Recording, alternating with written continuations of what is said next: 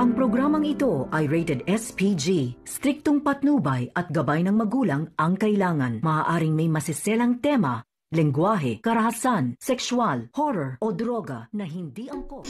Nagkagulo na nga ang mga tao dahil sa lumalaki na ang apoy nito, pero wala pa ring pag-alinlangan si Tanggol na tulungan ang mga tao kahit naglalagablab na nga ang apoy. Habang itong si Olivia ay todo naman pakitang tao na tumutulong nga ito sa mga nasunugan. Hanggang dumating na nga ang mga media ay gusto niya ipakita dito na siya nga ang bida, hanggang nakita niya ang babae na may bit-bit itong washing machine at pinigilan niya ito dahil nga ay gusto niyang ipapakita na tutulong kunwari ito. Ngunit nagmamatigas ang babae na ibigay ang washing sa kanya, kaya dito na nga siya natumba at nagkaputikan ang kanyang katawan. Kaya dito na nga inis na inis si Olivia, pero patuloy pa rin ang kanyang pagkukunwari na tumutulong siya sa mga tao, habang si Tanggol naman ay abala sa pagliligtas sa mga natrap doon sa may nasunugan. Tagumpay naman si Tanggol sa pagliligtas sa mga matatanda,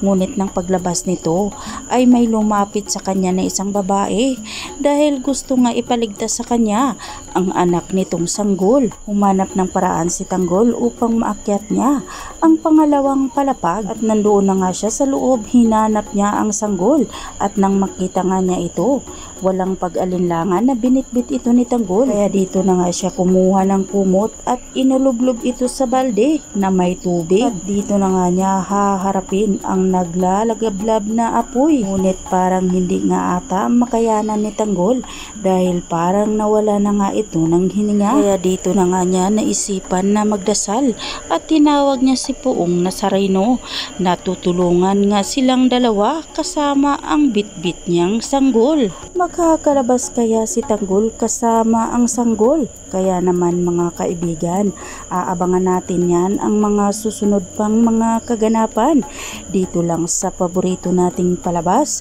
sa FPJ Batang Quiapo.